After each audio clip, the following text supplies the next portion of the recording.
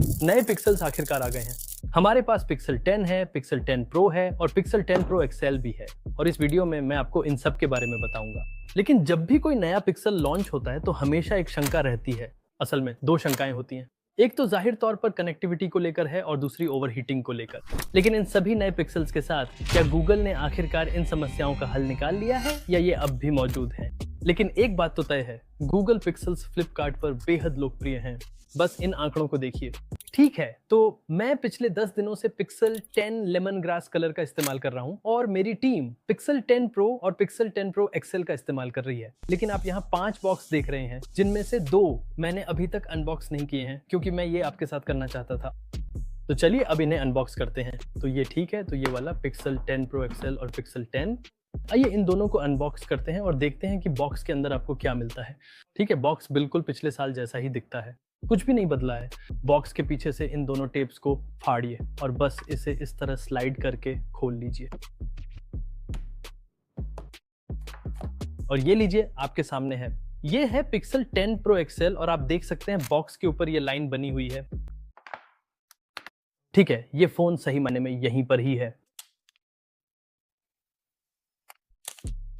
वाह, इस स्क्रीन का लुक वाकई में इस स्क्रीन की तुलना में कहीं ज्यादा सॉफ्ट और हल्का है। ये वाला रंग तेज है, ये वाला सॉफ्ट मिनिमल है और मुझे लगता है कि ज्यादा लोग इसी रंग को पसंद करेंगे। फोन के अलावा आपको टाइप सी से सी केबल मिलती है और बस इतना ही। अब अगर मैं पिक्सल 10 की बात करूं तो वही प्रक्रिया है। टेप्स हटाइए, ऐसे स्लाइड करके खोलिए। वाह, इसका रंग भी बहुत अच्छा लग रहा है।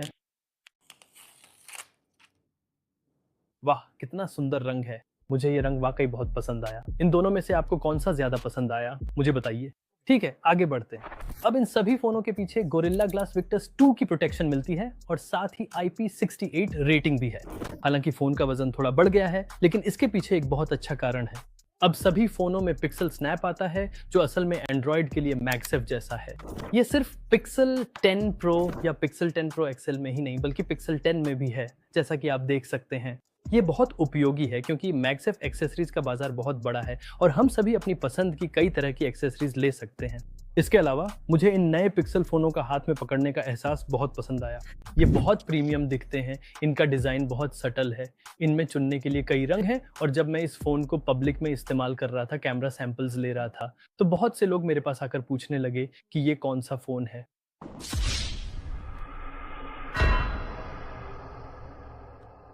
मॉडलों में सिम स्लॉट को ऊपर कर दिया गया है और प्रो वेरिएंट्स में स्पीकर ग्रिल्स पर जाली दी गई है, कूल लगती है। कैमरा बार बिल्कुल पिछले साल जैसा ही दिखता है और इसमें कोई वॉबल नहीं है, भले ही आप मुझे पता है आप प्रोसेसर का इंतजार कर रहे हैं। तो हाँ, चलिए इसके बारे में बात करते हैं। सबसे पहले गूगल ने आखिरकार अपने टेंसर चिपसेट के निर्माण के लिए सैमसंग से TSMC पर स्विच कर लिया है, जो कि एक बहुत अच्छा कदम है। और इस बार फोन टेंसर G5 के साथ आते हैं, जिसमें 8 CPU कोर और एक नया GPU कोर है। और जहां पिक्सल 10 में वही 12 GB रैम और UFS 3.1 स्टोरेज होगी, वहीं pro models 16 GB RAM, UFS 4.0 storage और VC कूलिंग के साथ आएंगे। और सभी फोनों के लिए भारत में केवल एक ही स्टोरेज विकल्प उपलब्ध है। अब चलिए बेंचमार्क्स के बारे में बात करते हैं। Antutu में फोन लगभग 1.1 से 1.2 मिलियन स्कोर करता है, जो स्नैपड्रैगन 8 एलीट के आसपास भी नहीं है। और Geekbench GPU में स्कोर ठीक है, लेकिन GPU में स्कोर बहुत कम है, पता नहीं क्यों। चूंकि 3D मार्क बैन हो गया था, हम केवल CPU थ्रॉटलिंग ही चला सके और हमारे टेस्ट में लगभग 60% की स्थिरता थी। और हाँ, एक और बात है, Antutu स्टोरेज टेस्ट के नतीजे भी UFS 4.0 के दावों के मुताबिक नहीं थे। गेमिंग की बात करें तो BGMI में आपको 120 FPS मिलता है, COD मोबाइल में 90 FPS और स्थिरता के मामले में COD मोबाइल लगभग 88 से 89 FPS पर लगातार था, लेकिन BGMI 60 FPS पर ही अटका रहा। पता नहीं क्यों। मुझे सच में उम्मीद है कि गूगल इसे जल्द से जल्द किसी अपडेट के साथ ठीक करेगा। तो हाँ, बेंचमार्क्स और गेमिंग के मामले में प्रदर्शन में ज्यादा फर्क नहीं है, लेकिन एक फर्क जरूर है और वो है तापमान। अब एक बात है कि फोन बेंचमार्क्स में 41 डिग्री से ऊपर नहीं जाता, लेकिन रोजमर्रा के सामान्य इस्तेमाल में जैसे फोटो लेना, कॉल करना, वीडियो कॉल पर होना, पिक्सल फोन बहुत गर्म हो जाते थे, मतलब असहज रूप से गर्म। लेकिन इस बार ऐसा नहीं है। मेरा मतलब है, मैंने पिक्सल 8, पिक्सल 9 का उपयोग किया है और वे सभी मूल रूप से हीटर थे। इनका उपयोग करना बहुत असुविधाजनक था और अब मैं बहुत खुश हूं कि गूगल ने इसे हमेशा के लिए ठीक कर दिया है। धन्यवाद, बहुत बहुत धन्यवाद गूगल। तुमने अंततः सुन लिया। एक और चीज जो उन्होंने ठीक की है वह है कनेक्टिविटी। हाँ, हमने तीनों फोनों को एयरटेल और जियो दोनों के साथ एक सप्ताह तक परीक्षण किया और हमें कनेक्टिविटी से संबंधित कोई समस्या नहीं आई। ना तो कोई अचानक कॉल ड्रॉप, ना नेटवर्क ड्रॉप, ना ही मोबाइल डेटा इस्तेमाल करते समय कोई अचानक ओवरहीटिंग या सिग्नल का अचानक गिरना। मुझे ये बात अच्छी तरह याद है, जब मैं पिक्सेल 9 इस्तेमाल कर रहा था तो मेरे घर के कुछ हिस्सों में मुझे बिल्कुल भी सिग्नल नहीं मिल रहा था, जबकि दूसरे फोनों में सिग्नल आ रहे थे। लेकिन पिक्सेल 10 के साथ मुझे इन सभी जगहों पर सिग्नल मिल रहे हैं, यहाँ तक कि लिफ्ट और बेसमेंट में भी। समस्या अब उतनी नहीं है जितनी पिक्सेल 9 में थी, जो कि बहुत अच्छी बात है। ये अच्छा है कि गूगल ने आखिरकार नेटवर्क कनेक्टिविटी की समस्या और ओवरहीटिंग को ठीक कर दिया है। ये अच्छी बात है। आपको लेटेस्ट ब्लूटूथ 6.0, वाईफाई 6E और प्रो मॉडल्स में वाईफाई 7, NFC के साथ eSIM सपोर्ट और सभी मॉडल्स में तेज टाइप सी पोर्ट मिलता है। डिस्प्ले में ज्यादा बदलाव नहीं हुए हैं। बेस मॉडल में 6.3 इंच का 120 हर्ट्ज LTPS पैनल मिलता है। गोरिल्ला ग्लास, विक्टस 2 की सुरक्षा और 3000 निट्स की पीक ब्राइटनेस है। प्रो मॉडल्स में 2K 120 हर्ट्ज LTPO पैनल है, वही सुरक्षा और ब्राइटनेस बेहतर है। हमारे टेस्टिंग में सभी मॉडल्स हाई ब्राइटनेस मोड्स में लगभग 3000 निट्स तक पहुंच गए, तो ये इस्तेमाल के लिए काफी ब्राइट हैं। मुझे इन्हें दिन में या सीधी धूप में इस्तेमाल करने में कोई दिक्कत नहीं हुई। HDR हैंडलिंग और कलर एक्यूरेसी भी बिल्कुल सही है। सभी एप्स में HDR सपोर्ट है, जिसमें नेटफ्लिक्स भी शामिल है। लेकिन इस पे ऐसे टाइप करें। और अब अगर मैं कैमरों की बात करूं तो पिक्सल 10 प्रो सीरीज में पिछली बार जैसा ही कैमरा सेटअप है, चाहे वो 10 प्रो हो या 10 प्रो XL। इसमें 50 मेगापिक्सल का मेन कैमरा, 48 मेगापिक्सल का अल्ट्रा वाइड कैमरा और 5x पेरिस्कोप सेंसर है। फ्रंट कैमरा भी वही 42 मेगापिक्सल सेंसर है। तो ये थी प्रो सीरीज की बात, लेकिन नॉन प्रो में बड़े बदलाव हुए हैं और चलिए उसके बारे में बात करते हैं।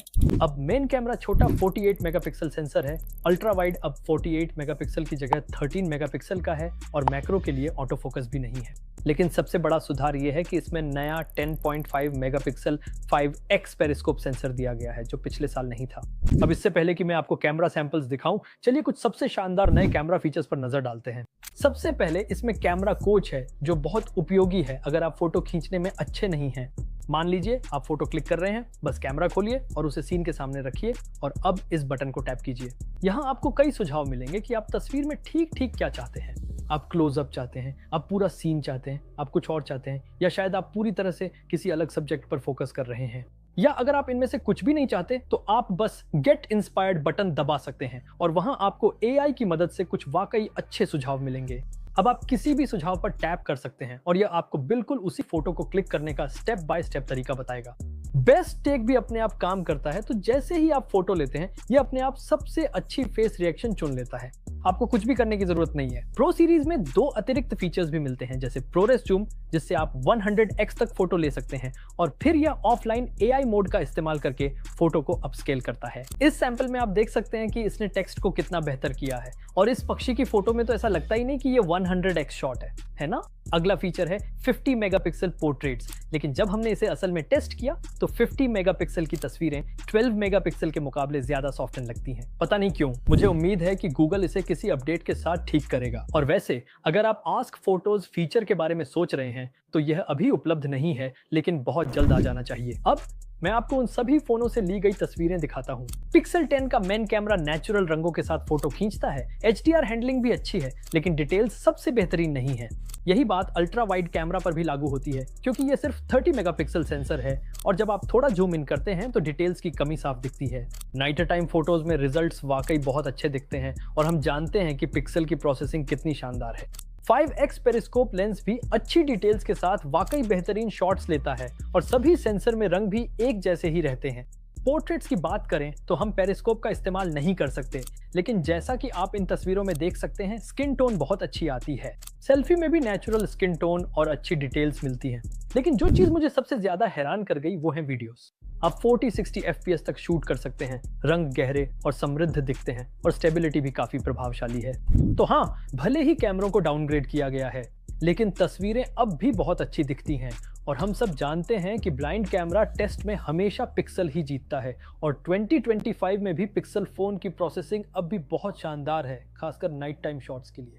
और अब अगर मैं प्रो सीरीज की बात करूं तो कैमरा सेटअप बिल्कुल पिछले साल जैसा ही है, तो कैमरा सैंपल्स या फोटोज में ज्यादा फर्क नहीं है, लेकिन फिर भी मैं सभी कैमरा सैंपल्स का एक ड्राइव लिंक वीडियो डिस्क्रिप्शन में छोड़ दूंगा।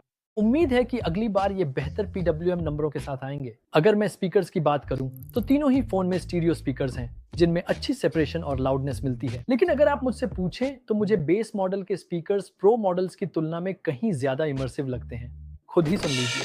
मैं अपनी ही कल्पना की एक अनोखी दुनिया में रहता हूँ, जहाँ बच्चे खुशी से चिल्लाते हैं और खेलते हैं। अब आगे बढ़ते हैं और सॉफ्टवेयर एक्सपीरियंस के बारे में बात करते हैं। फोन लेटेस्ट एंड्रॉइड 16 के साथ आते हैं और इन्हें 7 साल तक OS अपडेट्स मिलेंगे। अब ये तो काफी स्टैंडर्ड है। आइए अब सभी शानदार नए फीचर्स के बारे में बात करते हैं।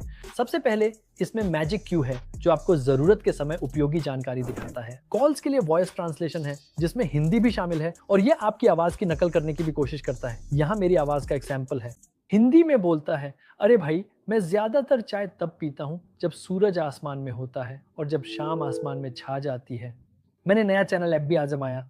ये काफी अच्छा है जहां आप अपनी डेली एंट्रीज इस तरह जोड़ सकते हैं और साइड में एक मंथली मैप भी देख सकते हैं। ये iOS से प्रेरित है लेकिन कोई बात नहीं क्योंकि ये दोनों तरह से काम करता है ना। मटेरियल यू एक्सप्रेसिव भी अब लाइव है और मुझे नए क्विक सेटिंग्स पसंद है और हैप्टिक इंटीग्रेशन तो बस कमाल का है। Volume slider, brightness slider, weather app और यहाँ तक कि जब आप होम स्क्रीन पे एप्स मूव करते हैं तब भी हैप्टिक्स मिलती है।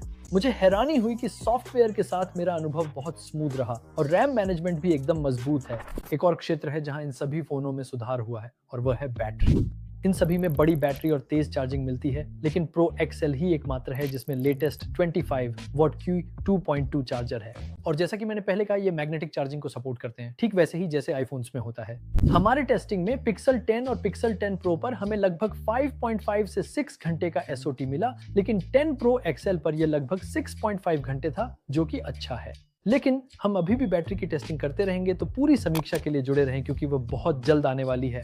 अब इन सभी बदलावों के बावजूद गूगल ने कीमतें पिछली बार जैसी ही रखी हैं। आप इन सभी फोनों को फ्लिपकार्ट पर खरीद सकते हैं। Pixel 10 की कीमत 79,999 है, 10 Pro की 1.1 लाख और 10 Pro XL की 1.25 लाख। एक्सचेंज पर 5,000 रुपए का अतिरिक्त डिस्काउंट पा सकते हैं। साथ ही Pixel 10 पर 7,000 रुपए और Pros पर 10,000 रुपए के बैंक डिस्काउंट भी मिलेंगे, जो काफी अच्छा है। इस कीमत में आपको एक ऐसा फोन मिलता है जिसकी इन हैंड फील शानदार है। पिक्सल स्नैप के साथ बड़ी बैटरी, UI और कैमरों में उपयोगी AI फीचर्स, ज्यादा ब्राइट डिस्प्ले और बेहतरीन कैमरा सेट मिलते हैं।